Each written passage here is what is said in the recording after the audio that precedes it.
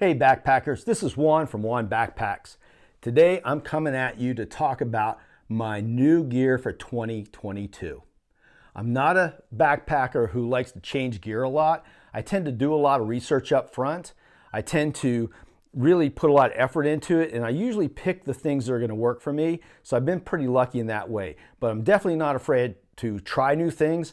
I'm not afraid to switch out gear if it's just not working for me. And there's a combination of this going on with these 6 new items that I'm going to be testing and trying out and putting through the paces on the trail in 2022. The first item I'm going to talk about is actually a cool little thing from Hyperlite mountain gear, and that's their RePack. I really like to repackage my food when I'm backpacking because it uses less room when you repackage it, and also it can be less weight depending on how many days of food you're carrying and what kind of food you're taking and what kind of packaging it's in. So you could actually reduce your overall weight that way as well. What I typically do is repackage my food into freezer bags, and then I rehydrate them using boiling water in the freezer bag. Now, I did make a DIY kind of pouch kind of like this out of Reflectix, and it really just didn't work. My DIY skills are not very good. I'm just telling you that up front, okay? I'm telling you that up front. I went to college because I couldn't build anything or drive anything big. Just couldn't do it. So I had to go to school. Wasn't that I was smart, okay? Wasn't that I was smart. So the RePack, I was looking around and I didn't like the DIY thing that I used on the John Muir Trail. I actually did a video about it, JMT tested, about my cook system, so you can find out more detail on that whole change up. But at any rate, the RePack, I really like it so far. It's really a simple concept. It's made of Dyneema. It's 1.6 ounces. And you basically open this up, you put the freezer bag in here with whatever dehydrated food you have in it, and then you pour the water in the freezer bag, seal it up, you put the flap down. It's got a really flat bottom here, and it won't stand up now because it's empty, but when it has food in it, it always stands up. And I stand it up and I can go and do some other things for 5 or 10 minutes, maybe just make some coffee, drink some coffee, and then my food's pretty much ready to go. I really like this thing a lot. But so far I've used it 2 or 3 times, actually 3 times, on day backpacking trips into remote areas where I'm trout fishing in northern Pennsylvania in the mountains. And I always cook lunch when I'm out there, and this thing has just worked brilliantly. So I'm really looking forward to getting it out really on the trail. I've got some backpacking trips planned for next month, and I'm gonna definitely be putting this through the paces. So I will be doing a real review of this thing once I'm able to do that. So that's the RePack, taking it forward into 2022. The next item on the list is a pair of shoes, and that's the Terraflex. Where are you, Terraflex? Ah, here we go. It's the Terraflex Trail Runners by Xero Shoes. Xero Shoes is a company that makes barefoot shoes or shoes that have more ground feel. And I really love those kind of shoes. I have a ton of shoes like that. I actually wear them to work. I wear them to run in. I wear them to work out in. And I wear them around the house. I've got a variety of shoes from Xero Shoes that cover the gamut in terms of my uses of footwear. And so it was just a natural transition to go to these kind of ground feel, barefoot style hiking shoes or trail running shoes, the Terraflex shoes. They are 9.6 ounces each, so that's pretty light. I like Zero Drop a lot, and these are definitely Zero Drop because they're barefoot shoes. I hike the John Muir Trail in Zero Drop shoes. It works perfectly for me. My feet are most comfortable in Zero Drop shoes, for real. And so I really was excited about getting into these shoes. They are the material on the outside is very light, like very porous, and the water drains off really quickly. The tread is like a chevron tread, and it's got good traction so far. I've actually used these to run in. I've used them to work out in a little bit. I've used them to just walk around and wear them to work and so forth once in a while. And I've actually shoveled snow in these shoes just to see how they would respond to the wetness. I wore some waterproof socks, and I was literally standing in puddles of water. And what I found is when I came inside, they weren't sopping wet. Like the water was draining out of these shoes really quickly and out of this material, and they were just basically wet. They weren't like sopping wet where you like dumping water out of them or wringing water out of them. So that was really a good indicator to me that they're going to dry quickly. And they seem very kind of aerated when I'm wearing them. My feet don't sweat in them a lot. And so I'm really looking forward to testing these more. These, if it all goes well between now and July when I go out to California again, I'm actually going to hike the High Sierra trail this year in California. And so I probably will be using these shoes. And if I'm going to use these shoes to do that, which I'm 99.9% sure that's what's going to happen, I will definitely do a review after I put, you know, some straight up miles on them for 100, you know, 70 plus miles. So I'll be doing a more in-depth review on these shoes once I do that. So the next item on my list is probably something that I am most excited for and most kind of, I'm not going to say in awe of, but I really feel like the company that made this product hit a real home run here. I am big on layering. I've spent lots of years in the outdoors, fishing throughout the winter in the Northeast, kayaking in the winter throughout the Northeast. So I know a lot about layering and staying warm in, you know, single-digit temperatures. And so I had a hoodie that I used that I really loved from a company, Kuyu. And it really was, for what I did last year on the JMT in July 21, it was perfect for that use. It was just warm enough that I could hike in it early in the morning, and it was it wicked away moisture quickly. And so even though I might heat up a little bit in the morning into the early, you know, part of the day into the early noon, like around noonish time, it really got rid of moisture really quickly, but it didn't have much wind protection. And it also didn't have a lot of insulation. And so I wanted some kind of mid layer or even a top layer, or a top active layer that would really perform well. And I've been looking around, and then I saw something that, that basically Outdoor Vitals came up with, and that's the Ventus hoodie. So I saw what they were doing. I saw the explanation of the materials and how they were, you know, making this insulated hoodie. And I really just kind of jumped on it right away and got in the first wave of the Kickstarter. And I was really pleased with it when I got it. I've actually been cheating and using this thing. It's a quarter zip. It's a quarter zip hoodie. I love quarter zips because you can, they tend to keep you warmer here, right? But also, obviously reducing weight because not as much zipper, but also you can vent heat this way. I love it. And then the other thing with the Ventus hoodie, you can see here they got vents under the armpits as well to release heat. And it's got some reflective material here. And obviously it's got a hoodie because it is a hoodie. So it's got a hoodie, right?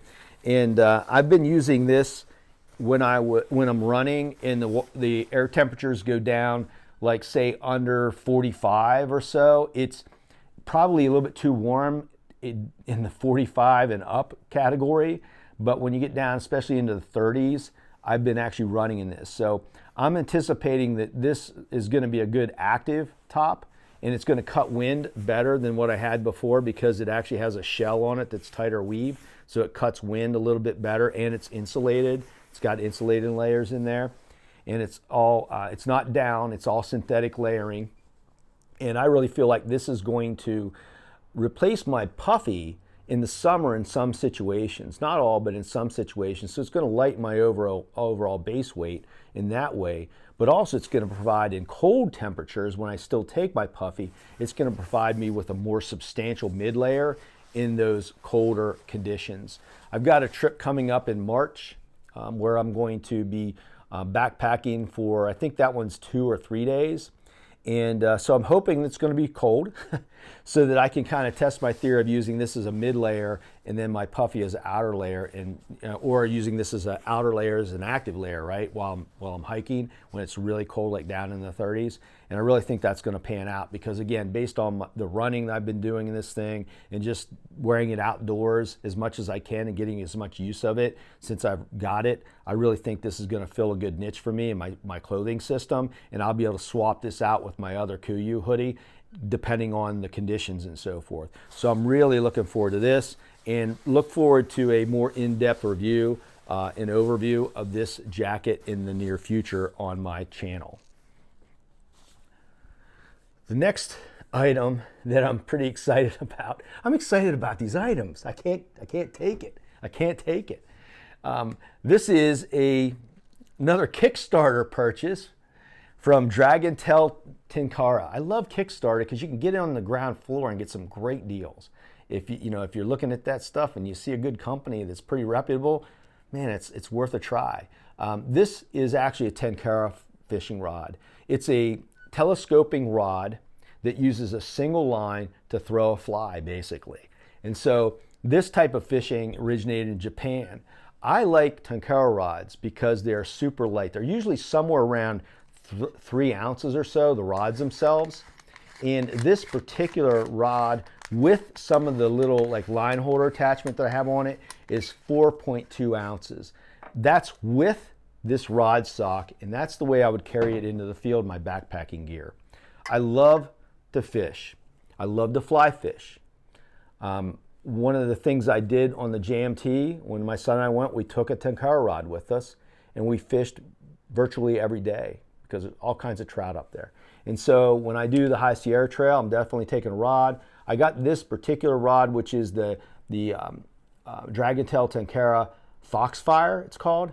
This rod is a specialized glass rod, which is a little unusual for Tenkara rods to be made of glass, so it's a very slow action. I love that about it. But it's made to go to 3 different sizes. A very short size for very choked in, hemmed in creeks in like the mountains of Pennsylvania where I live. And so that's the reason I got it. Plus, obviously, I can just use it backpacking as well. But it goes to 6'6" is the shortest length. Then you can telescope it out to 8 foot, and then there's a 9'3" length. And so it's very versatile, different lengths for different conditions. More open, you can go longer. Tighter conditions, go shorter. And I really like this rod so far. I've used it on some smallmouth trout streams already, and I like it, and I'm going to be carrying it with me when I do some backpacking trips before I leave for the High Sierra Trail in July. And I'm also going to take this with me when I go to the High Sierra Trail because there's tons of creeks and tons of trout up there. And I'm excited about this rod because I'm a big time lover of fly fishing, and this is going to make it fun when I go backpacking, something easy to take with me. So that's the FoxFire Tenkara rod from Dragontail Tenkara. The next item on my list of new stuff is kind of old. It's kind of old, okay? I love my trekking pole shelter, my single wall trekking pole shelter, which is a Gossamer Gear 2. I've had that for 3 years now.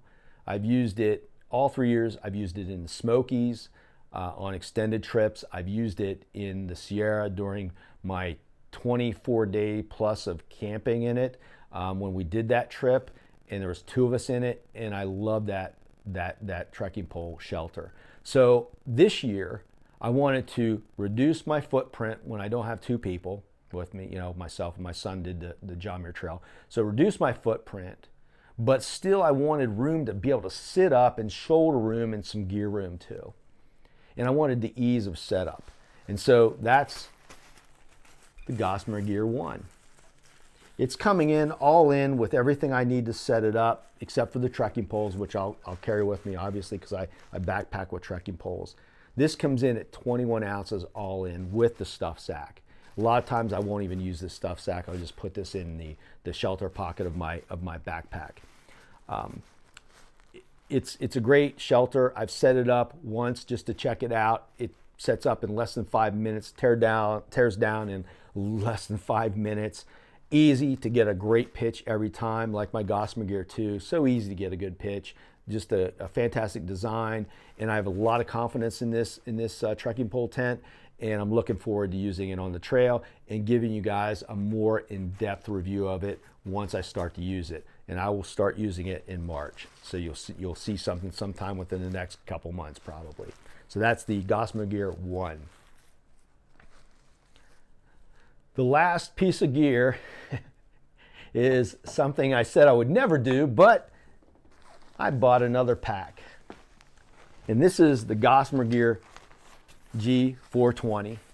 Love this pack so far. I've done some test loads with it. I haven't gotten it out in the field yet.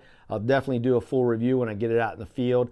There's another video that I did called First Look, of the Gossamer Gear G420. So check that out on my YouTube channel if you want to know a lot about the details of why I picked this. The main reason I selected this is, a couple reasons. One, I really trust Gossamer Gear. I have a Mariposa, love that backpack, and I felt like this was going to be the same quality, the same smart design, and so I really wanted to go after this G420.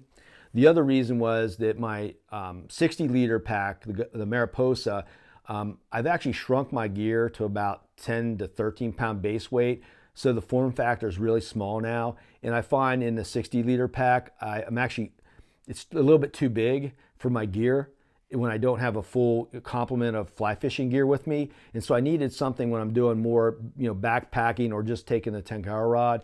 And this works great for that. And again, in my other video, a first look video, I talk a little bit in detail about that. So I won't go into detail here, but the G420, look for this on my YouTube channel now and look for an in-depth review once I get it out there in the field and start using it. And that's my last piece of gear that I'm taking into 2022, unless I get something else along the way, right?